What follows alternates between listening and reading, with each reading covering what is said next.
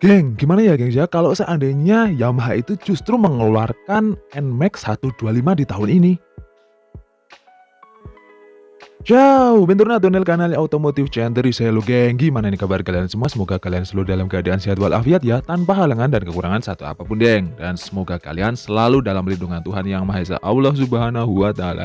Amin amin ya rabbal alamin ya geng. Dan kayak yang aku bilang tadi geng, gimana ya gengs ya kalau ternyata Yamaha itu ngeprank, plot twist banget nih kalau ternyata mereka itu nantinya malah menghadirkan NMAX 125 di Indonesia. Dan BTW untuk disclaimer dulu, pesan ini Yamaha NMAX 125 yang siap atau yang akan diluncurkan Yamaha ini untuk pasar Eropa ya guys ya. Tapi ada nggak ya guys ya kemungkinan kalau Yamaha NMAX 125 ini juga diluncurkan di Indonesia? Apakah itu mungkin atau hanya sebuah keniscayaan? Yuk kita bahas bareng-bareng geng.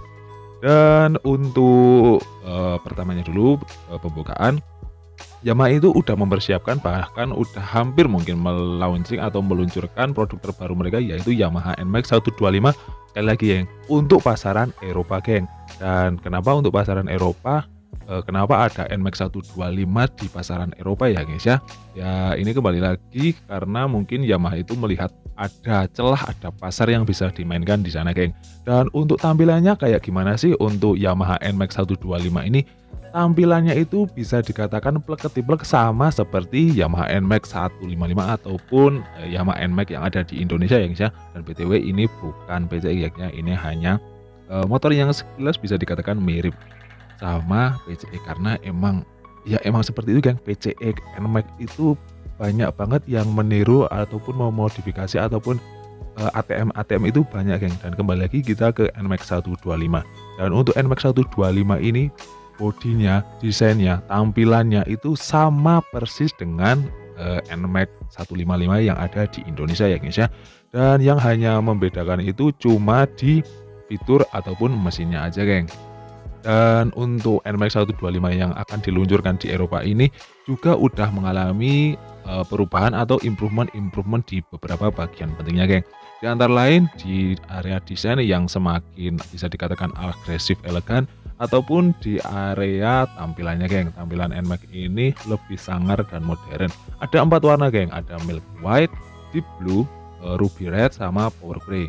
Dan untuk fiturnya juga nggak kaleng-kaleng geng. Untuk fitur dari Yamaha NMAX 125 Eropa ini udah full LED, smart key, ABS, traction control, panel instrumen digital Yamaha Communication Control Unit atau CCU geng. Dan untuk fitur ini jadi mereka itu bisa menghasilkan atau menyediakan informasi untuk mengetahui seputar keadaan dari kendaraannya geng.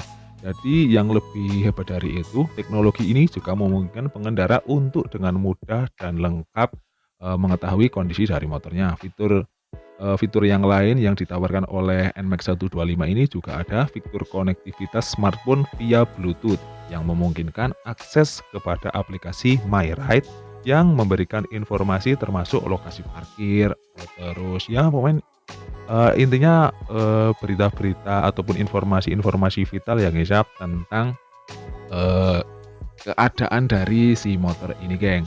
Dan untuk apa?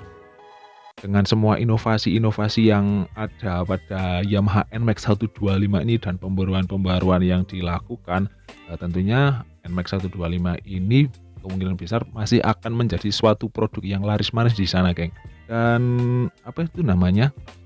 Kenapa ada ya, geng? Maksudnya kenapa ada NMAX 125 di sana, geng? Dan ini sebenarnya cukup membingungkan bagi saya karena di sana itu ternyata ada SIM-nya itu ada grade-grade-nya ya guys ya. Untuk kendaraan sepeda motor sendiri itu ada grade-grade-nya geng.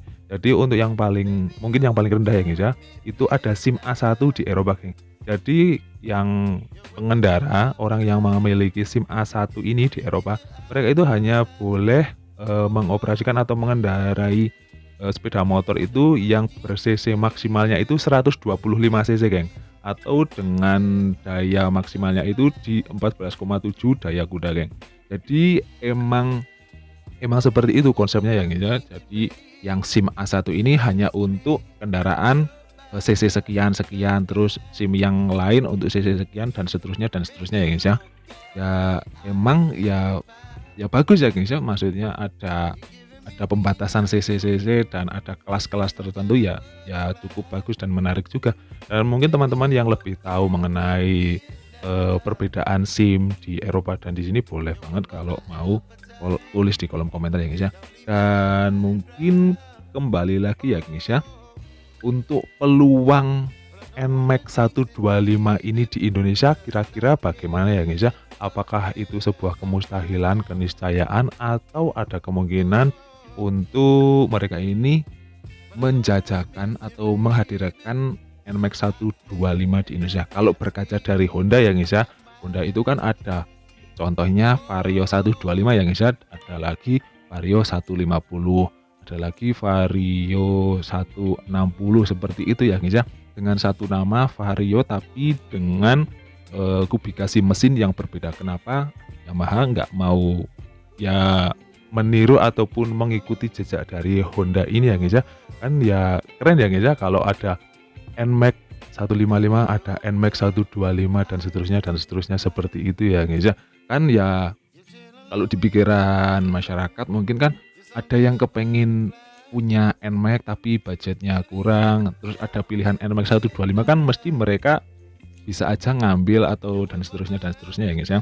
Tapi sekali lagi untuk kemungkinan dari Yamaha NMAX 125 ini dikatakan masih mustahil ataupun kecil kemungkinan atau peluangnya geng. Dan ini dikatakan sendiri oleh petinggi dari Yamaha geng, karena mereka itu mengatakan di Indonesia ini udah cukup ada Lexi 125 seperti Gambot, keluarga Maxi lah, keluarga Maxi dari Yamaha yang bersaing di kelas 125 cc. Selain itu kan di kelas 125 cc juga banyak ya produk-produk dari Yamaha.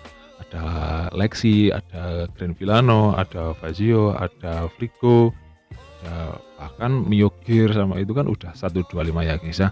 Dan untuk itu kembali lagi mungkin untuk kehadiran NMAX 125 di Indonesia ya peluangnya ya bisa dikatakan sangat kecil ya gengs ya. Dan oke geng, mungkin cukup sekian dulu ya guys ya video pembahasan kita tentang Yamaha NMAX 125 yang diluncurkan di Eropa. Dan kehadiran dari NMAX 125 ataupun kakaknya yang Yamaha X-Max 125 di Eropa pun ini bisa dikatakan sukses loh geng.